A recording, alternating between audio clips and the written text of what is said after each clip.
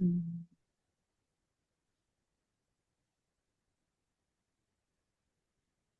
And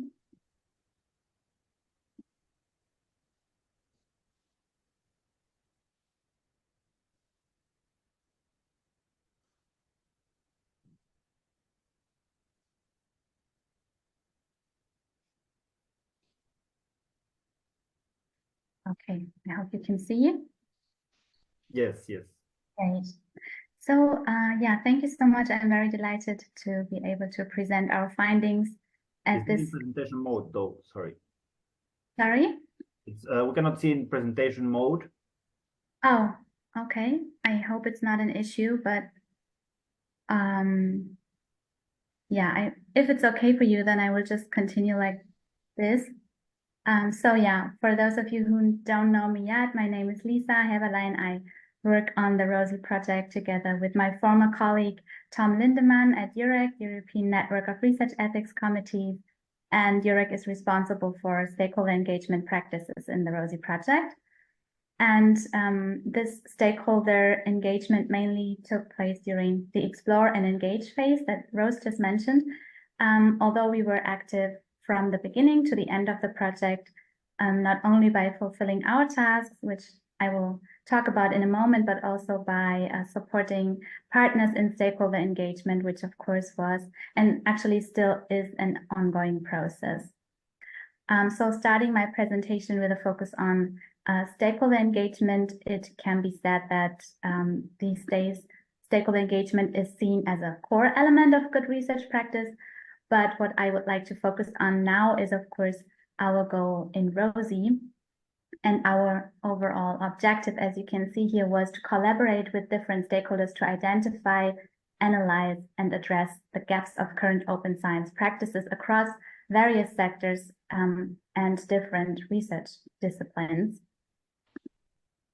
And we have pursued this goal through various activities, such as interviews, focus groups, workshops with stakeholders, as well as their involvement in as reviewers of our ROSiE outputs, really trying to incorporate their understandings, their needs and expectations, and their views on relevant challenges in the area of responsible open science. And these activities should ultimately contribute to the development of tools that help foster responsible open science practices, such as learning materials, guidelines, policy papers, or a knowledge hub that meet the needs of stakeholders and really facilitate their uptake by being truly helpful and usable, precisely because they are responsive to stakeholder perspectives and have been jointly developed. And to give specific examples, which I'm sure my colleagues will go into in more detail as we go on, stakeholders have co-creatively developed a supplement to the European Code of Conduct for Research Integrity, which was already mentioned. Some of you might be very familiar with that, as well as discipline-related guidelines and policy recommendations. So they really sat together, they talked not only with us, the ROSiE Consortium, but also with each other, listened to each other's arguments, gained new insights on different perspectives, and actively participated in the writing process of these documents. So they are co-drafters and contributors of these very important documents. And stakeholders, particularly those with an educational background, they also have contributed their expertise to the training materials for promoting responsible open science practices that have been developed in ROSiE. And they have also pilot tested the Knowledge Hub. So in other words, they tested a first version of this online platform, which brings together different types of open science knowledge.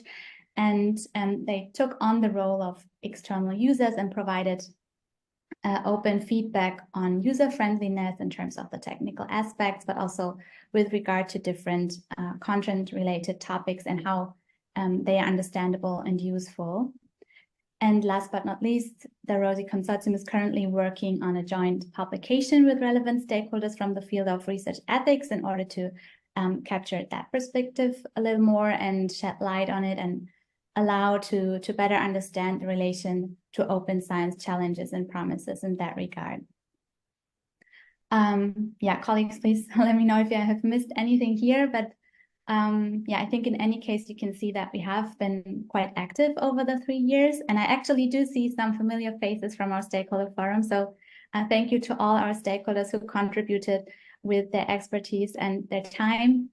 Yeah, now all this was to pay tribute to the fact that engagement of the various stakeholders is not designed in a one-way communication where ROSiE research and only inform the public about what we do, what our outcomes are, but that we endeavor to engage stakeholders as they have a significant impact on the development and usability of our end products in a way that we want to address current open science debates and stakeholder interests so that we can help society and the research community to better understand and solve open science challenges. So now you probably want to know who these people are who were involved in the development of our tools.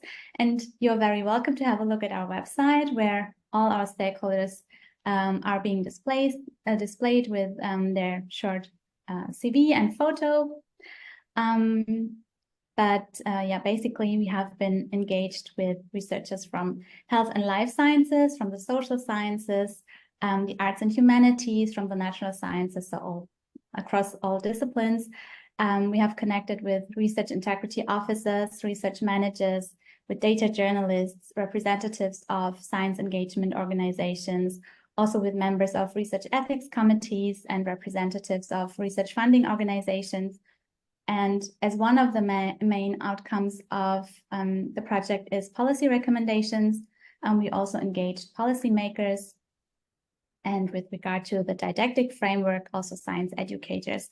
And all our stakeholders represent various genders as well as career stages. So we really had great support from early career researchers to recognized and well-established leading researchers. So yeah, we really made an effort to include perspectives from various sectors and disciplines as well as various career paths. And to give you a very quick overview of our outcomes, we have developed 3 reports, with 1 report summarizing all our activities that have taken place over the last 3 years still to be published. I will not go into details here, but you will find all our reports on the ROSiE website as well.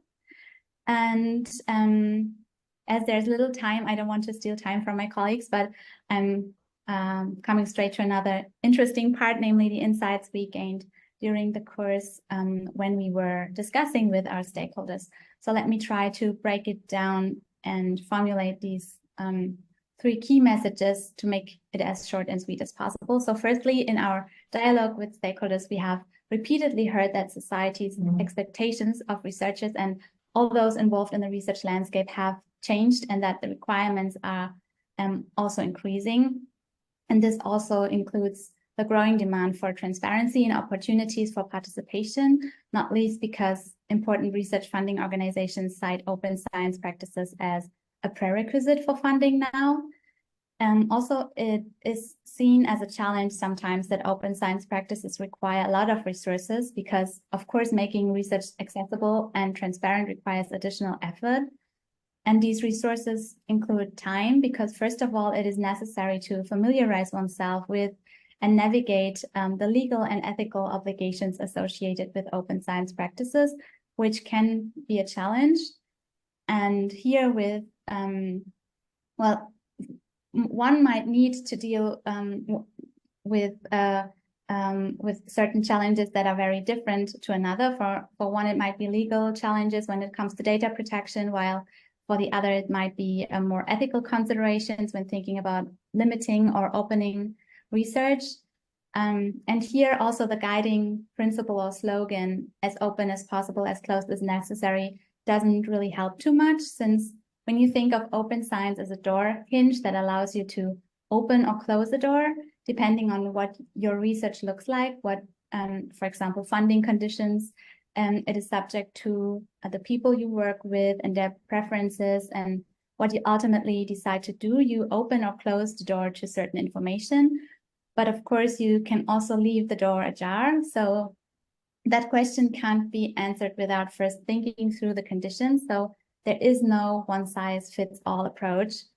And therefore, stakeholders also reported the need to incentivize and strengthen good research practice through training and awareness raising, but also through appropriate reward and recognition systems that encourage open science practices despite these and other challenges.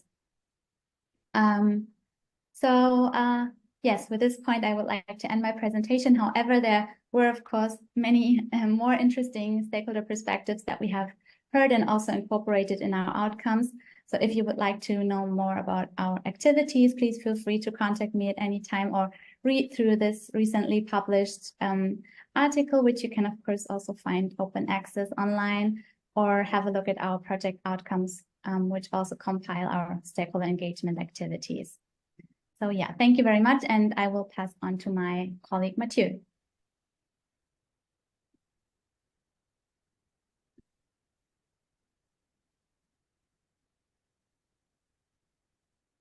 Hi, good afternoon, everyone. Yeah, I'm just gonna share my screen.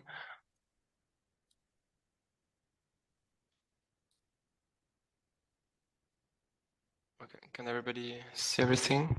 Okay. Yeah, so everybody, yeah, good afternoon, everybody. My name is Mathieu Rochambeau. I'm working at the Austrian Agency for Research Integrity. And as part of the ROSiE project, we're responsible for the work package 5, focusing mainly on the guiding phase of the project, which involve developing all the policy documents and so on. So first of all, regarding the objective of the project, we've been responsible of, we're aiming at providing an overview of existing responsible open science public policies and strategies within Europe, to map and address the main challenges for responsible open science within a discipline-sensitive perspective, to work with open science and research ethic, research integrity experts to construct specific discipline-related guidelines, and finally to organize co-creational workshops with the stakeholders on responsible open science in the diverse research domains. So this has been our main goals throughout the whole project. So to do so, we've been working cooperation with most of the project partners, as you can see, so 9 organizations, in addition to which the remaining organization also supporting us in our late deliverable, which I will present in a short minute.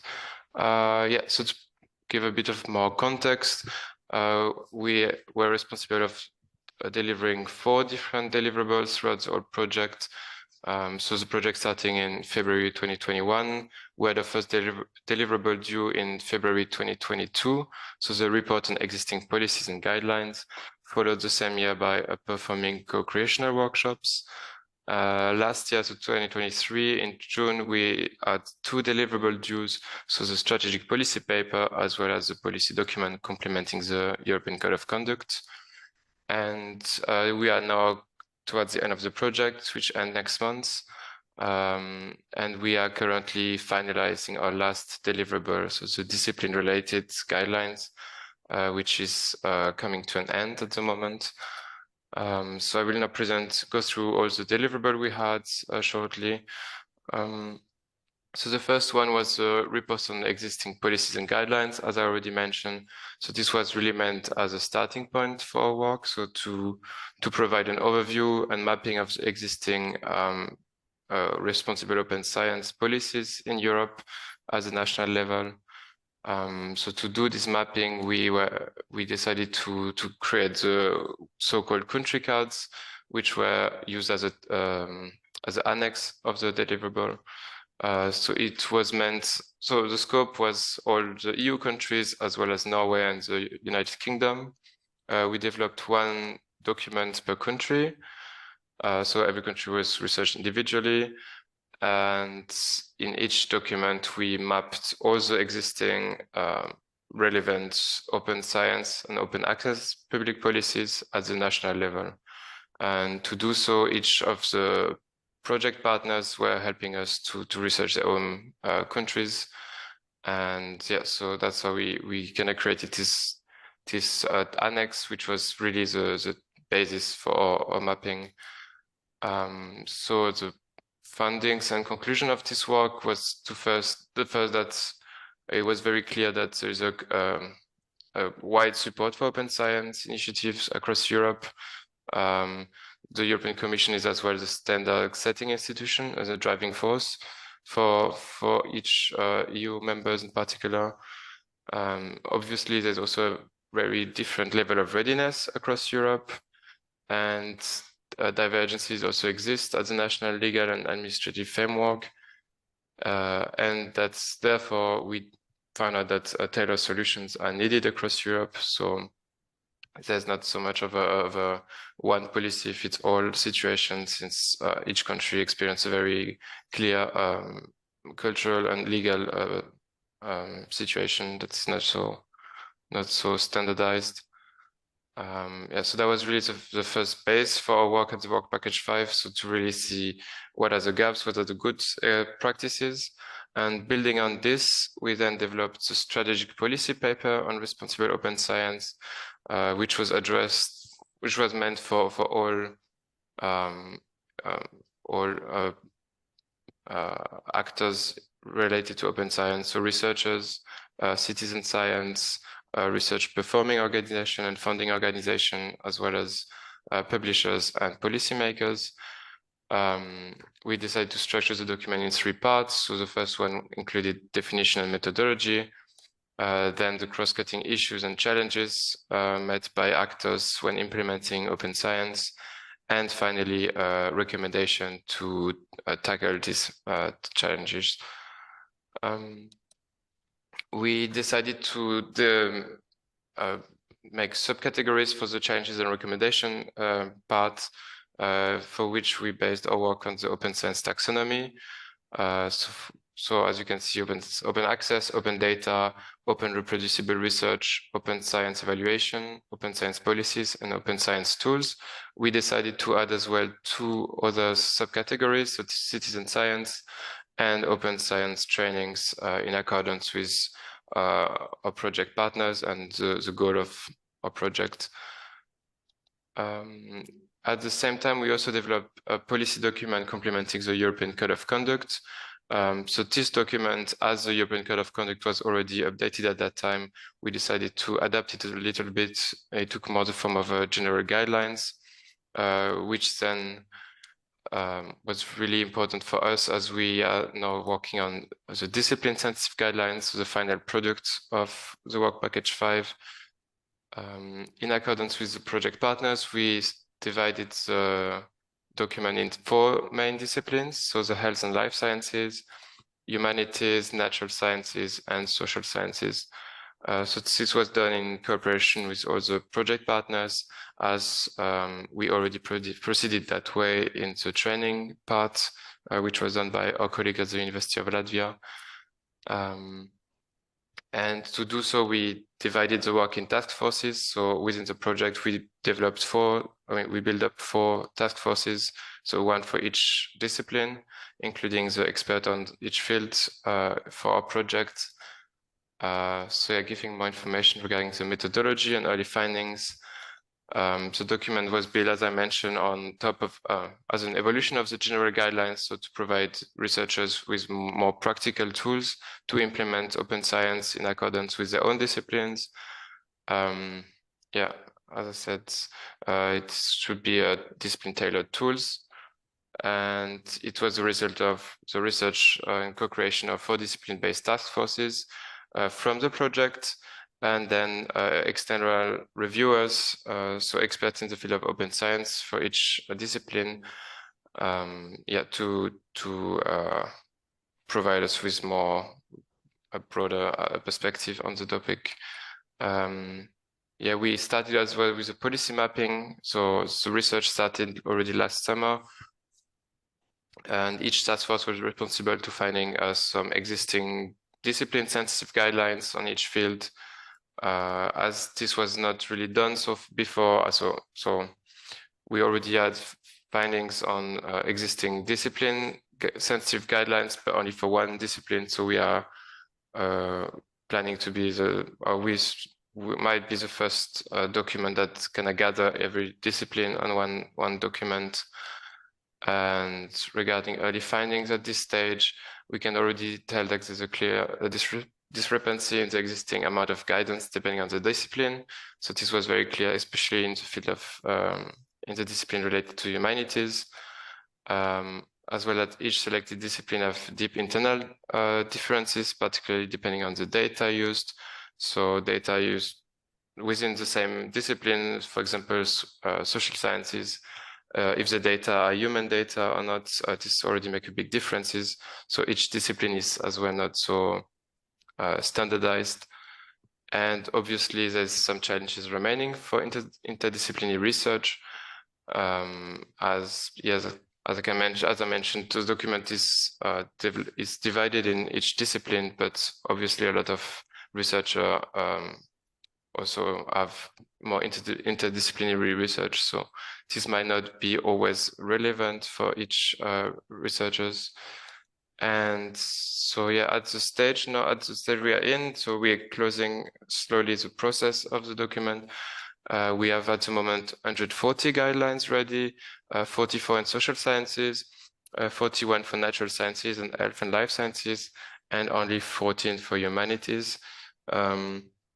So yes, this was from the beginning quite clear that humanities has less information related to open science or available. So yeah, it's the main reason why there's such a big difference at this stage. Yeah, so thank you very much for your attention. Obviously, all the documents are already online on the project's website, so I recommend you to have a look at it. Only the last document, the discipline sensitive guidelines, is in the final phase, so will only be uploaded next month, most probably at the deadline. But everything else is so far online. So thank you very much. Thank you very much, Matthew, Kathy, and Lisa, for this, although concise, given the time, very interesting presentations. And before moving forward, we would like to take a picture of this event. So please, if you can turn on your camera, and please, Paul, give us the sign off for it.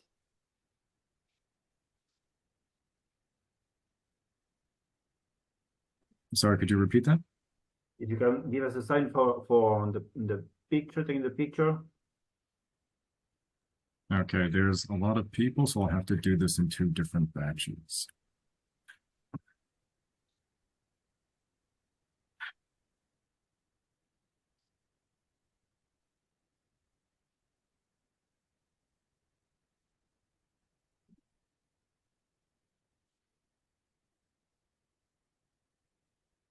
Okay, I'll start taking pictures now.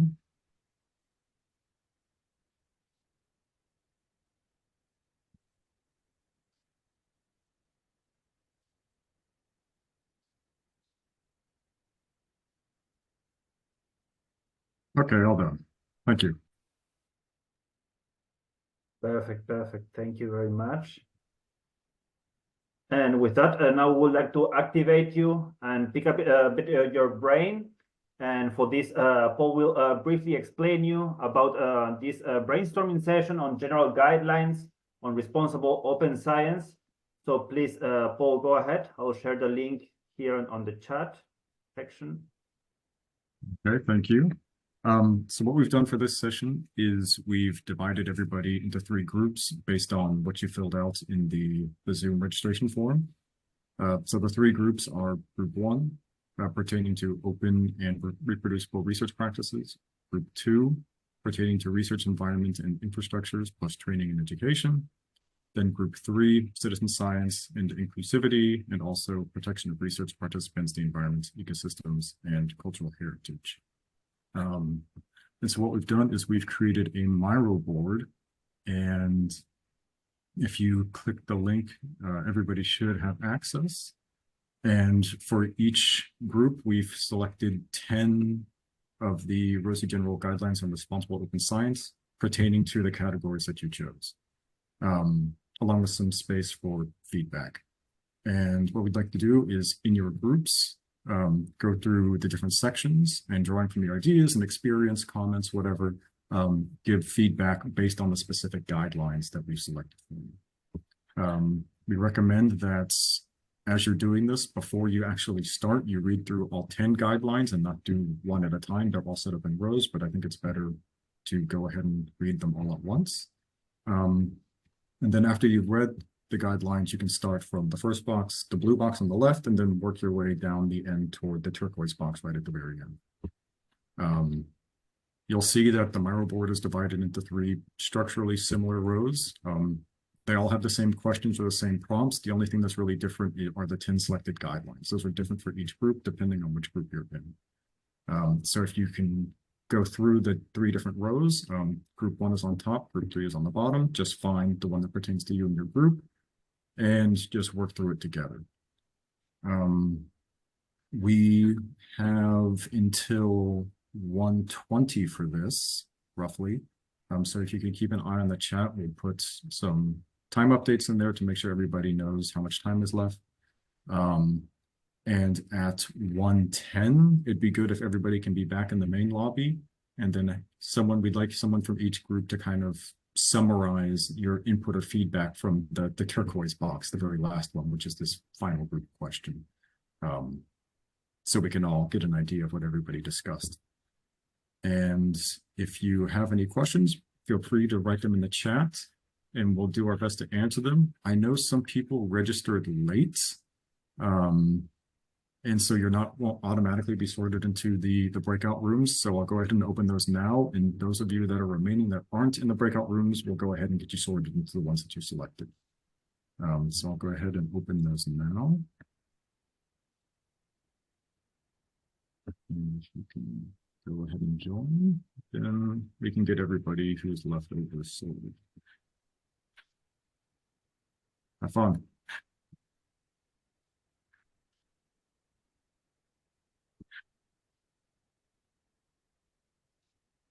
Okay.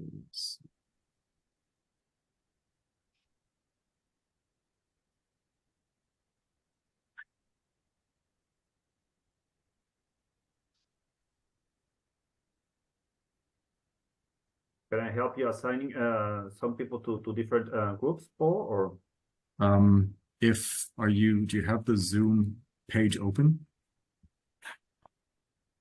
I have the breakout rooms page. Yeah, I'm having to go through each individual new registration and do this. It'll take a second, but I'll get everybody sorted as quickly as I can.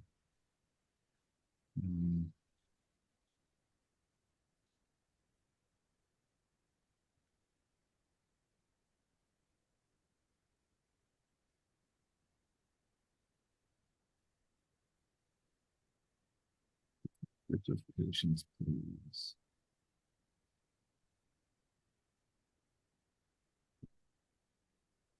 Actually, no, let's do this differently.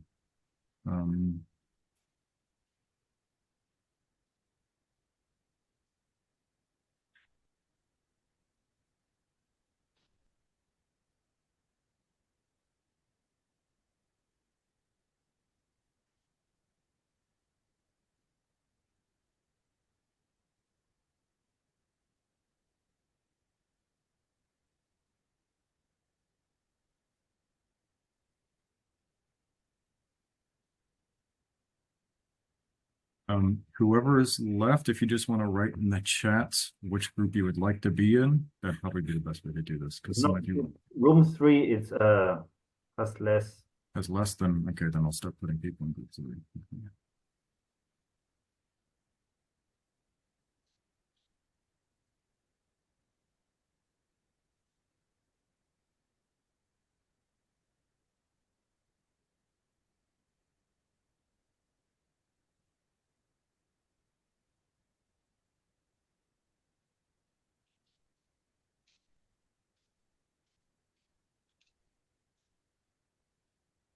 Okay.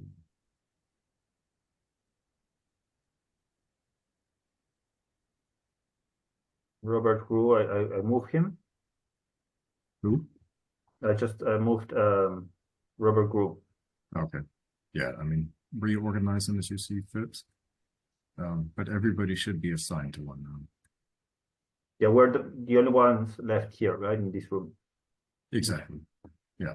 So it's relatively even distribution, 10, 10, and 8, so that's pretty good.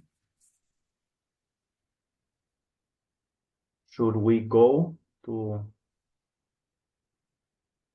If you want to join one, go ahead. I'll stay out here in case somebody pops back out for whatever reason. Okay, Keep an eye on everything. Do you want to stick exactly to the timeline? Because it's 12:50 now. I mean, maybe if you want to join and let me know how quickly people are actually moving through things, and then we can adjust the time as possible. Okay. Or as necessary. Because nobody has ticked yet anything. I mean, I assume they're reading first and then. Oh yeah. Yeah.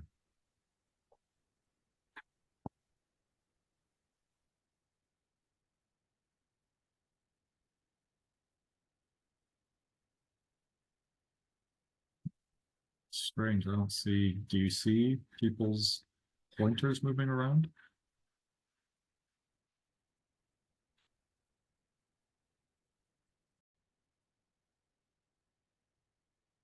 Perfect. So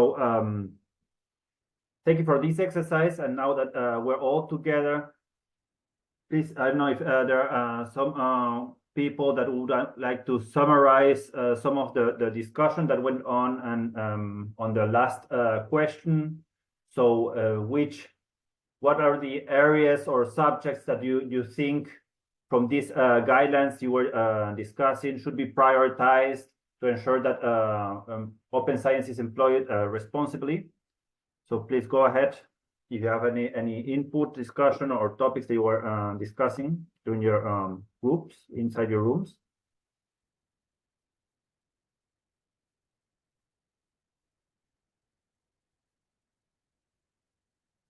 I can say very few words about what we discussed in group 2 with the danger of misrepresenting or missing some elements. So please feel free to add something.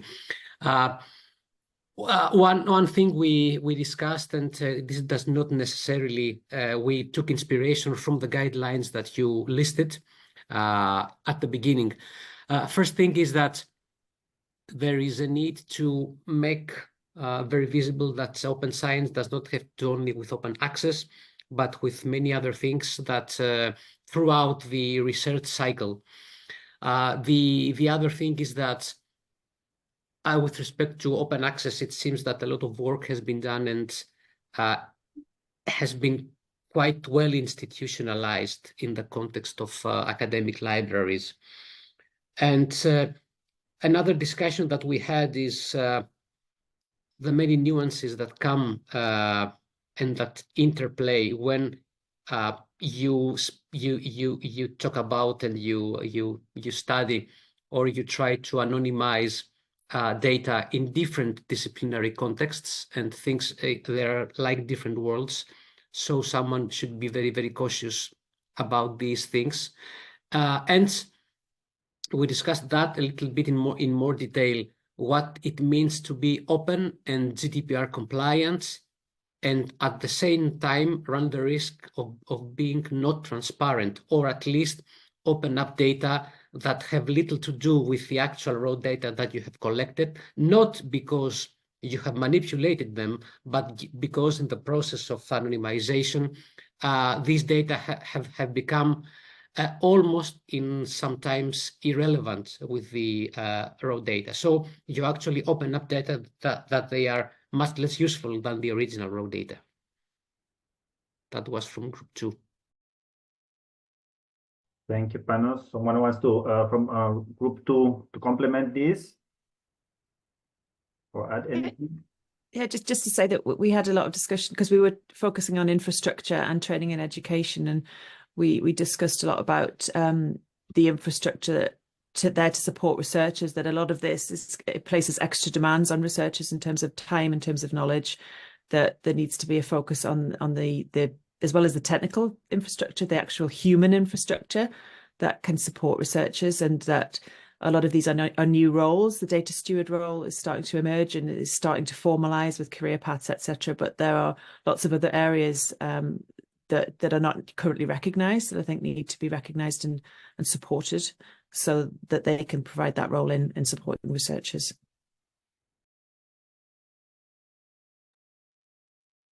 Thank you, Helen. Anyone else from group 2? Or if not, from group 3? I can say a little bit about group 3. There wasn't a lot of time for us to discuss. As you can see, there are a lot of inputs from group 3, and we, at least when it comes to discussions, we mentioned two things. First is the need to the need to acknowledge country differences when it comes to open science. So it's not only regional, but it's not only just international, but there will also be national considerations to take account of. And second is the need to see that when we talk about open science practice, training needs to come before we can expect researchers and other types of stakeholders to practice open science. And so when it comes to, and specifically when it comes to scientific communication and the fight against misinformation and disinformation, training needs to catch up on that. So these are some of the inputs from members of group 3. Thank you, Rose. Anyone else want to complement this from group 3? If not, we can move to group 1. Any comments on the last question? I can try to make it quick. We didn't have time to discuss really a whole lot, but I just by looking at the notes that were left there, so a lot really depends on researcher assessment, because I mean, what counts as what is important for a researcher in their career advancement, and a lot of these drivers either for or against open science can be found there, I think. So alignment of these assessments with the aims of open science, I think is important. Also, secondly, there were several comments about confusion around data and data identification and the sort of standards by which we can say that this data is now like anonymized or pseudonymized, and the worry that first of all, I guess researchers are afraid that they might be doing something wrong when they are putting or sharing this data, and on the other side also the worry that the data is shared, but then it actually turns out that it hasn't been properly de-identified. And finally, I guess there's just confusion about publishing journals. That really it seems that the researchers are often, especially younger researchers, are often on their own in terms of what journals to choose, and they don't really have the experience of reading all those subtle signs of what is a reputable journal, or what does a good peer review supposed to look like, right? So it's really, we need some kind of more support from institutions in terms of helping researchers, and especially younger researchers, to make these choices. And of course, mentors and supervisors have the main big role there, but they are rather confused themselves, because there's a lot of, we're talking about academic freedom, we've discussed this, but with our university, for example, but they are really hesitant to say that, well, this is a bad journal, you shouldn't do that, or this is a bad publisher, because there are lots of gray areas there. So if any kind of clarity could be achieved there, it would be great. And then finally, the lower middle income country interest and collaboration, how to support that better. Thank you, Kadri, and all of you for your interesting feedback. And because of time, we're moving forward to the second section on presentations and this is on the solutions to practice responsible open science. And for this, we'll start with Dr. Panagiotis Kavouras, Senior Researcher at the School of Chemical Engineer of the National Technical University of Athens. with a background also on physics, who will present on the ROSiE Knowledge Hub, a user-friendly platform to practice responsible open science. And this will be followed by Dr. Zydne Mezinska, Associate Professor and Senior Research at the Institute of Clinical and Preventive Medicine at the University of Latvia, who will present on the training materials for promoting responsible practice of open science. So please, the floor is yours, Panagiotis. Thank you, Francois.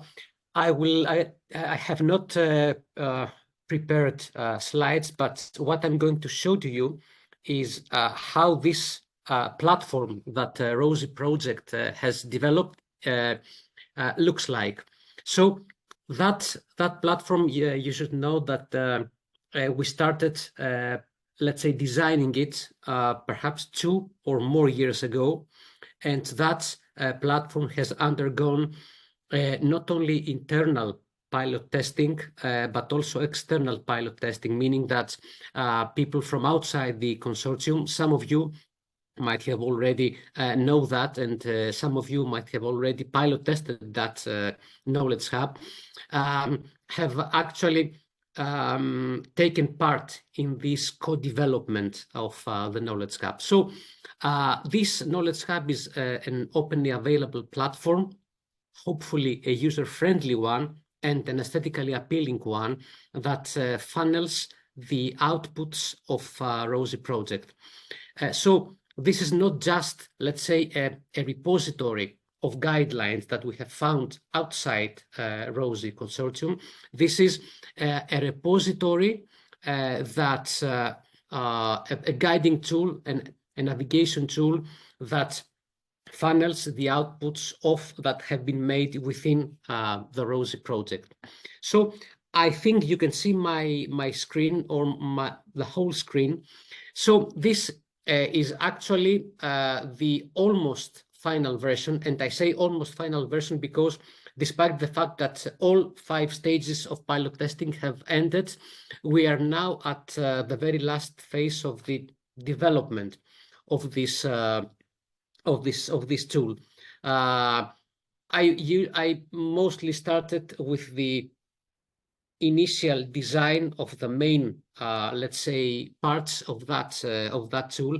But Vanna Stavridis, who is together with us, and Nicole Sarla from our group have bear the brunt of and the heavy lift of actually filling that empty, let's say, vessel with all this interesting and evidence-based material that the ROSiE project has created. So we actually have deassembled, if I may say, all deliverables of ROSiE, and we have reassembled them in a way, in a more modular fashion. And you will see what we say as a modular fashion.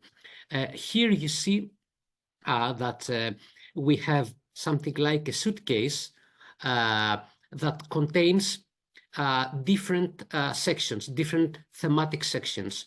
We have guidelines or elements that have to do with infrastructures related to facilitating open science, about elements that have to do with the research integrity and research ethics of open science, legal, social, and policy issues that have to do with open science, and of course the suites, the place where the training materials on open science are placed.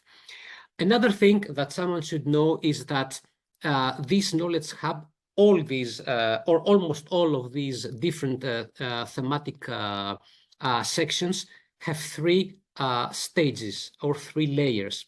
This is the first layer, where some very generic information can be found: the main name, the objectives, and the methodology, with some small icons has been used to develop the content of this section. Then, if you go to the second layer, which you do that by clicking that Explore the Category button, you see that in this second layer, we chose to have 2 types of elements. The one are the elements that had to do with the mapping, with the results of the mapping that has been done in different in these different categories, and with elements that have to do with the actual recommendations that have been produced within the project. And if you click, for example, that element, then you will go into and see what is actually been written there. There are a lot of hyperlinks with the references, and of course, at the end of each section, someone can find also the relevant deliverable, the relevant report of ROSiE project. If someone would like to enter that knowledge hub, he can do that very easily from the front page of the project's website. And we have also put there at the main entrance, if I may say, a very high-level guideline, something like a flow chart, that someone can have a very quick grasp of what is happening and how he can use this knowledge hub.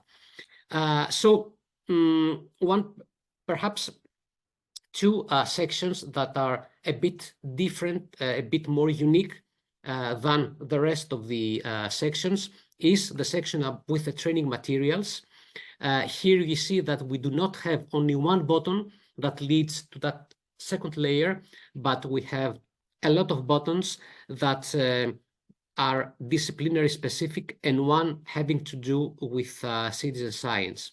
Another, let's say, uniqueness with regard to how the second level works is on this policy section, when if someone goes into the explore the category and goes to the mapping type of elements and clicks here, we have this very nice mapping of what is happening in Europe. For example, someone could, let's say, click Finland and see what is, as we say, the country card for Finland. And a similar setting or structure can be found in other countries. If we go to Latvia, we will see this kind of outputs. So someone can make perhaps in quite straightforward and easy way some comparison between different countries. The Knowledge Hub in its entirety and the very, very final version will be launched very soon, where we will make a lot of noise through our social media channels, and you will have the opportunity to go through and use that useful, in our opinion, tool. And we're going to also be present and try to convey all this information and usage of the Knowledge Hub also in the upcoming World Conference of Research Integrity that will take place in Athens. And I assume that everyone will be registered and go to Athens. So this was a very, very quick glimpse on what this Knowledge Hub is. And I would be very happy to respond to any questions that you may have. But that was, at this point, all that I would like to say. Thank you. Thank you, Panos. And indeed, there are a couple of questions regarding the hub, and it's mainly regarding its sustainability. And the questions are regarding how this will be maintained when the project finishes, and if it will be administered beyond the project duration. This is a question towards me. Yes. There was in the chat. Oh, yes. So, yes, this is an interesting and I think the most challenging question. Already we have been discussing the ways that we could make that sustainable. And what does sustainable mean? Meaning that it will stay online. This is not so difficult to achieve, let's say, technical sustainability. The most challenging is first to inspire users to use that platform.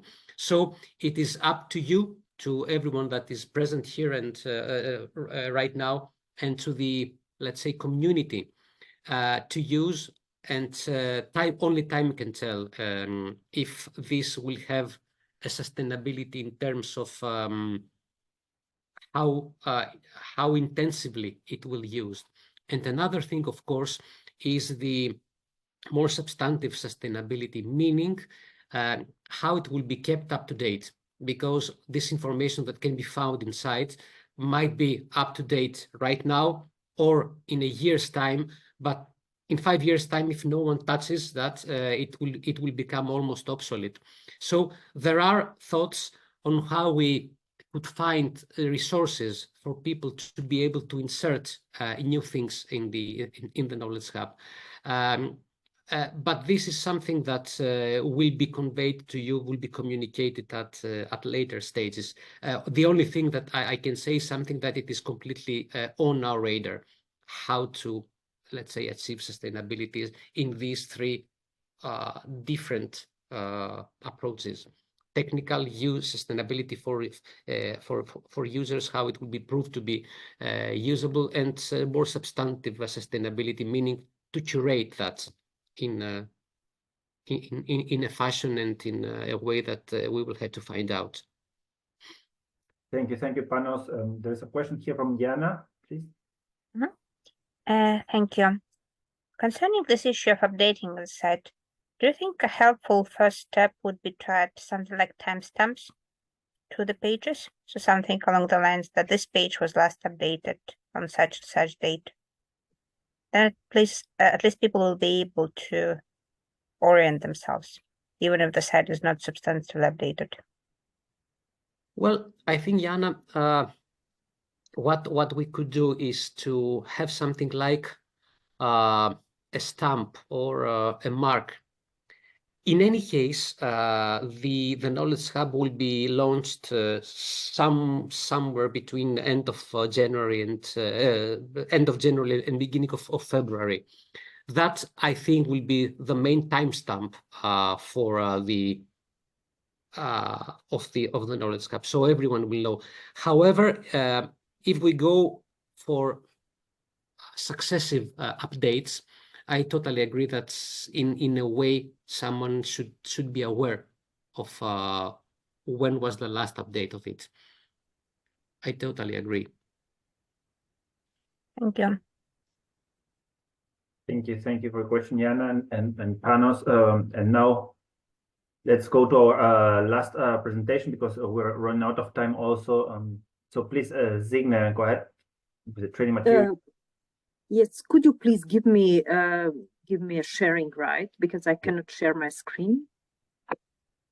Now you should be able to. Sorry about that. Now it said host disabled participant screen sharing. I did something. Oh, yeah, no, I got it. I Okay. got now I can. Yeah, thank you. So I will be quick and I hope I will. So, training materials, and those who follow ROSiE know that we have worked from the beginning of the project on our training materials. We started with identifying skills required for responsible practicing of open science. Then we developed didactic framework and the list of LC topics. And then we started to develop both traditional and online training materials for different groups of trainees. And it was followed by piloting and developing a set of instructions for trainers. And finally, we ended up with publishing of training materials.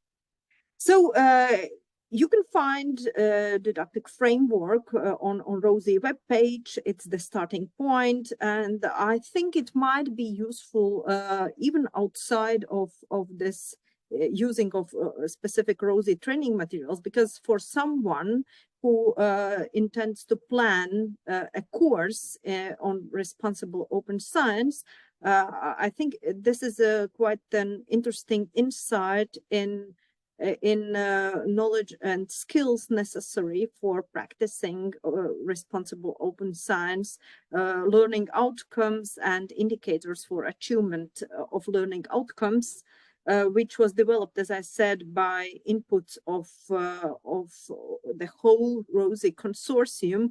So it might be a useful source.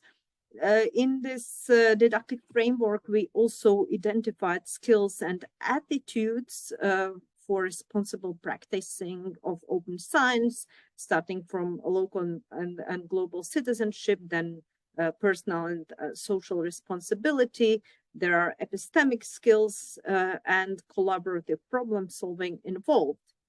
And then if we speak about the training materials itself, actually, we can speak about three parts in ROSiE. One is traditional training materials, meaning there are instructions for trainers, there are handouts, and there is a collection of cases, and they all will be available in the Knowledge Hub. Then there is an RE classroom with online materials, and I just put the link in the chat for those who might be interested to visit it. And the third part is still in the developing process of developing. It might be available in the second part of 2024 because it wasn't included in the proposal, but we decided that developing a MOOC might be also very valuable result of ROSiE, and we are working on it. So as I said, we piloted training materials. There were 25 trainers involved. We got feedback in March 2023, and then there was an on-site workshop where we discussed the challenges. And as a result, we developed the following structure of training materials. There is collection of case studies, as I said, and it's available in PDF format. There are 32 cases with questions and with additional readings for each case. This collection of case studies also involves an index, and you can look at case studies for different fields of science or for different topics or for different types of trainees. And then training materials are aimed at 4 different fields of science, which was already explained when we spoke about the guidelines, and a separate part is for citizen scientists. But of course, in training materials and in didactic framework, we have included also a reflection on interdisciplinarity, and there are certain instructions how you can use these training materials for interdisciplinary learning. Maybe some of you already looked at an RE classroom at online materials. If you go there, you will see that it has the same structure. There are 4 fields of science and citizen scientists. And for each topic, there are 6 topics for citizen scientists and 8 topics for each field of science. You will find learning objectives and introduction, key issues. Then there's a test, case studies, and additional information on resources. And this can be used for self-directed learning. Any learner can just go to this web page and go through the materials. But it can be also used for blended learning. If trainers decide to use the traditional training materials for classroom, it might be combined with this NRE classroom material, like the trainer might ask a trainee to watch case study or read key issues for particular topic before the meeting in the class. So there are many ways how to combine these options. There are 6 animated cases which are used both in NRE material, but they will be also available in Knowledge Hub. In NRE online material, they are made interactive, so there are interactive questions if you watch the case, and you can follow up whether you have watched the case with necessary attention, etc., etc.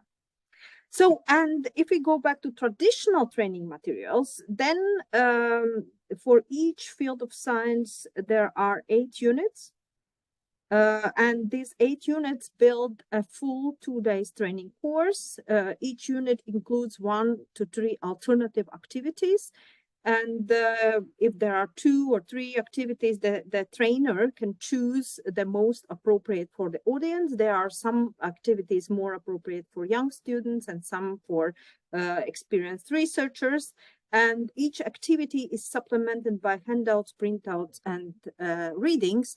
The types of activities, there are many activities around the cases with different methods of for case discussions, but there are also Socratic discussions. There are one activity, for example, is about development on development of responsible citizen science project in the respective field of science, or there are mind mappings, very different types of activities. So actually the trainer can use this traditional training material as a basis for 2 days training course in responsible open science. Here you can see an insight in the table of contents to see some of the units like ethical and societal foundations of open science, or protection of research participants, ethical aspects of citizen science, protection of intellectual property, etc. And for these traditional training materials, the structure includes description of activity, type of activity, target group, learning outcomes. Then there is procedure, planning, resources and equipment needed, and further readings. And as I said, there are also handouts, printouts, which you can or trainer can use. Like this is an example for activity concerns to share and reuse data. The trainer can just print out this handout for group work and use it for the activity. So that's it, a very short introduction, but maybe there are questions if we have time for that. Thank you very much, Signe, and we would like to also join these questions also maybe on a discussion on the way forward. How can we put these resources into practice? We had also a subsection on Miro board for this, but given the limited time, yeah, would like to have your feedback on where do you think that both the Knowledge Hub and the training materials could be helpful to you to find a valuable and how to benefit from these results. So the floor is open for discussions. I also put in here the link again for the Miro board, but you're yeah, be open to discuss this on the main room here. If you have any feedback or questions on the training materials too directly, or where do you think that the Knowledge Hub and the training materials could be helpful to you, how to put these resources into practice?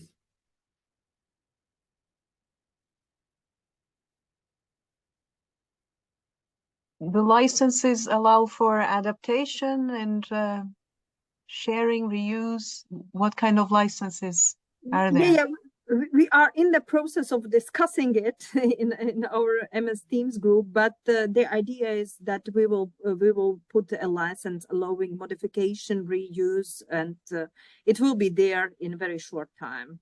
we are still in the process of discussion. And actually, it's the materials in which are online, they are developed by using H5P. So actually, it might be very easy reusable for any Moodle course or any other type of course which supports H5P. Yes, so for pattern project, we are very interested. We've got pilot organizations that will be testing citizen science trainings, and perhaps we could include your unit on ethical concerns. Yeah. Well, yeah. Welcome. And if you have any questions or we can support you, just send us a message. Thank you. I'm sorry, I can't find the hand raise thing here, wherever it is. I was just wondering as well, I mean, in terms of kind of sustainable dissemination, I know that you've got a section on the Embassy of Good Science, but as we were discussing earlier or later last week, you can also build courses using H1P on the embassy now, but certainly I think whatever data you do have and whatever training materials you do develop, it would be really important to capture them there so that they can be used by other people and updated by other people if needed.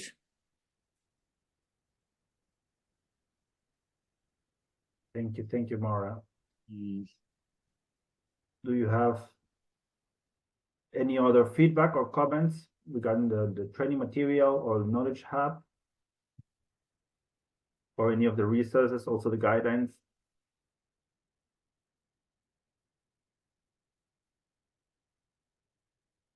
If not, would like to give the closing words to Dr. Rose de la Cruz Bernabé, who will provide some takeaway notes and the path ahead with ROSiE. Please, Rose. Yeah, so again, thank you very much, everyone, for being here. It was a pleasure discussing with you, especially during the time when we had a little bit of time with our participants to discuss at these sections of our guidelines. Yeah, so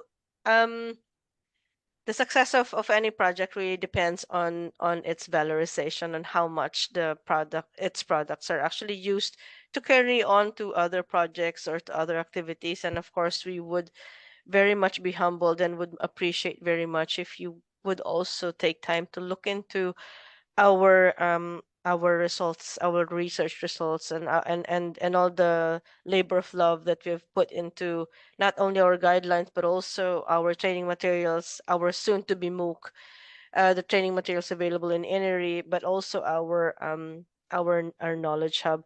We will also have a ROSiE ebook, which should come, of course, after the project has ended.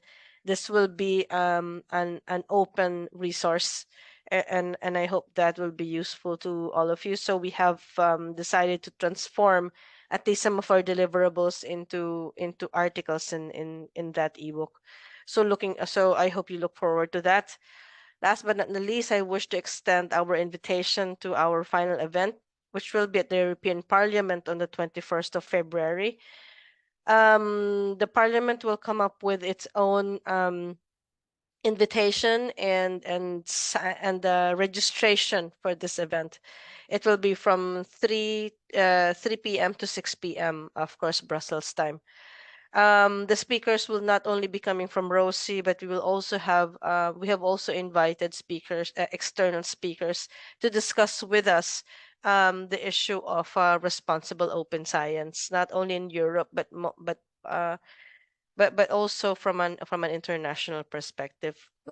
So yeah, we hope to continue to work with you, and I hope to see at least some of you in Brussels on the 21st. Yeah. Thank you very much. Thank you, Rose, and the whole team for these nice presentations on the ROSiE's outcomes, and to all the participants for the engagement and feedback. And I'm looking forward for ways to put this into these resources into practice. And with that said, I don't want to take more of your time. I don't know if you want to have some last words or a comment or a feedback for us. And if that is not the case, then I wish you all a good afternoon and a great week. Francois, will you Yes. share? There's a question if you will share the recording with the participants. Yes, we can make sure of sharing the recordings with you. Recordings and maybe the presentations. And there's another question by Shulpan. Will the meeting, I guess the February meeting, yeah, it will also be streamed. So if you don't have the opportunity to be in Brussels, you can join online as well. Thank you. Thank you. Thank you very much.